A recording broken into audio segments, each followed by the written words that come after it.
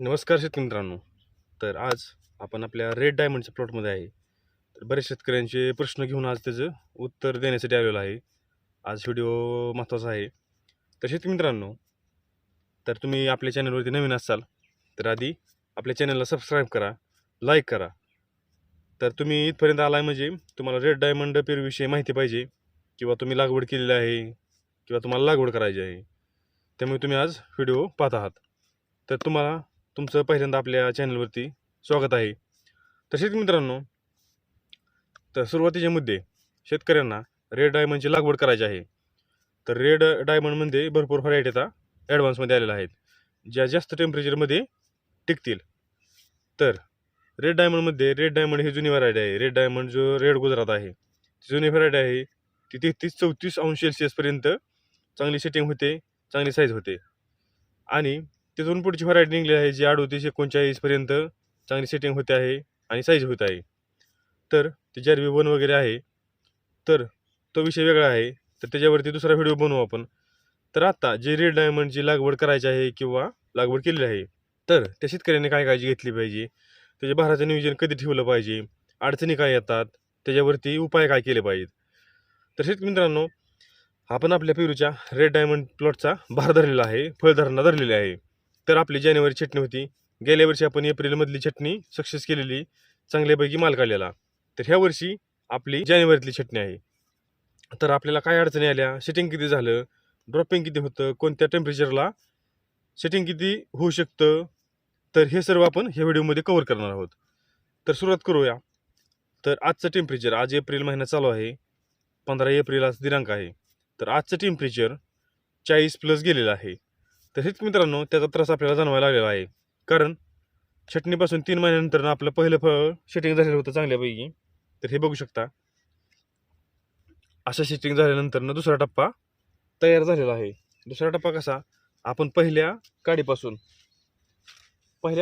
आपण ह्या काडीपासून शेंडा मारून दुसऱ्या तिसऱ्या डोळ्यापासून आता हे ब्रेंच तयार केलेलं आहे. ह्याला भरपूर चांगल्या प्रमाणात कळी तयार झालेले आहेत. तर हा दुसरा टप्पा आहे. तर हे फळ सेटिंग झालेलं आहे. हे फळ सेट होतं, पण ज्यावेळेस 40+ टेम्परेचर गेलं त्यावेळेस ड्रॉपिंग चालू झालेलं आहे. तर आपण बऱ्याच बऱ्याच गोष्टी केलेल्या आहेत. जमिनीचं टेम्परेचर कमी करण्याचं म्हणजे जमिनीची धूप ह्युमिडिटी कमी करण्याचा प्रयत्न केला. वरून नेटने कव्हर केलं, हिरव्या पांढऱ्या मिक्स नेटने कव्हर केलं. तर आपण जी व्हरायटी 33-34 अंशापर्यंत टिकू शकते, तर ते आपण 38-39पर्यंत चांगल्यापैकी त्याला कव्हर करण्याचा प्रयत्न केला. त्याचं वॉटर सोल्युबल मॅनेजमेंट असेल, स्प्रे मॅनेजमेंट असेल किंवा जमिनीची धूप होण्यापासून बचाव करण्याचं मॅनेजमेंट असेल, तर अशा बऱ्याच गोष्टी आपण कव्हर केल्या. त्या आपल्याला सक्सेस झाल्या. पण ज्यावेळेस टेम्परेचर 40च्या वरती गेलं त्यावेळेस आपल्याला त्रास चालू झाला. तुमची रेड डायमंड झाडांची लागवड कधीची का असताना, पूर्ण 1 वर्ष होऊ द्या, 8 महिने होऊ द्या, 9 महिने होऊ द्या, झाडाचा बेस चांगला ठेवा, स्ट्रक्चर चांगलं तयार करा, झाडाचा काड्या स्ट्रॉंग करा आणि तरच त्याच्यावरती भार धरा.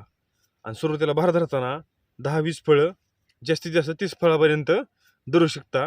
भार धरल्यानंतर झाडावरचं लक्ष वाढतं आपलं, त्यामुळे सुरुवातीचा भार कमी फळांवरती तुम्ही धरू शकता. तर झाडाचं स्ट्रक्चर आपण ह्याच्या आधी व्हिडिओमध्ये सांगितले कशा प्रकारे तयार पाहिजे.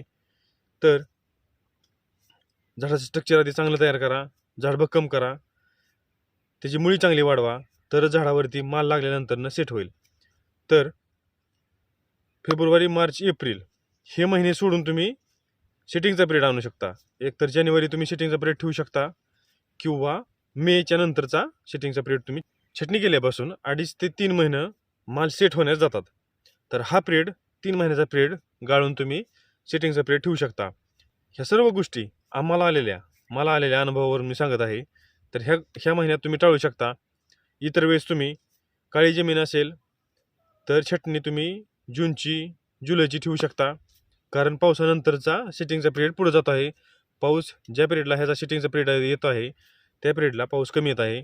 कारण काळ्या जमिनीत पावसाळ्यात जास्त पाणी असताना सेटिंगला थोडा त्रास होतो. तर त्यावेळेस तुम्ही काळ्या जमिनीत एवढी काळजी घेऊ शकता. आणि रेग्युलर जमीन चांगली आहे, खडकाळ जमीन आहे, नेचरल जमीन आहे, तर त्या जमिनीमध्ये तुम्ही एप्रिलपासून पुढे छटणी घेऊ शकता. तसेच मित्रांनो, ही महत्त्वपूर्ण माहिती आहे. तर तुम्ही आपल्या चॅनलला आणखीही सबस्क्राईब केलं नसेल तर सबस्क्राईब करा आणि गरजवंत शेतकऱ्यांना शेअर करा. जेणेकरून त्यांचा होणारा तोटा, होणारं नुकसान कमी होईल, त्यांना या गोष्टी समजतील. तर शेतकरी मित्रांनो, एवढी काळजी घेत चला. आणि आणखी काही प्रश्न असतील तर कमेंटमध्ये नक्की विचारा. कारण आपल्याला पावसाळी बहाराचाही अंदाज आहे आणि एप्रिलच्या नंतरचाही बहाराचा अंदाज आहे. त्या अनुभवावरून सांगत आहे. त्या अनुभवावरून आपण जास्त रिस्क घेतली ह्या वर्षी आणि जानेवारी छाटणी ठेवली. तर हे कशामुळे केले, तर जो पहिला टप्पा आहे तो थोडा सेटिंग झाला तरी आपल्याला त्याचा फायदा होतो, कारण चांगल्या रेटमध्ये गावतो. तर तो चांगल्यापैकी सेट झाला, आपल्याला आणखी कंट्रोल करता आलं तर आपण प्रयत्न करत राहणार आहे आणि आपल्या पेजवरती त्याचे वेळोवेळी अपडेट देत राहणार आहे. तर त्यासाठी आपल्याला फॉलो करत चला. आणि आपण मालही भरपूर काढलेला आहे. आपल्याला पिंकताईवांचा अनुभव आहे, व्हीएनआरचा अनुभव आहे आणि आणखी अनुभव घेत आहे आणि घेतलेले अनुभव शेतकऱ्यांसंग शेअर करत आहे. तर शेतकरी मित्रांनो, बागाची काळजी घेत चला.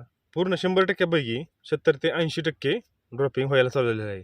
कारण टेम्परेचर 40च्या वर जायला लागल्यानंतरनं बऱ्याच गोष्टी कंट्रोलच्या बाहेर जायला लागलेल्या आहेत.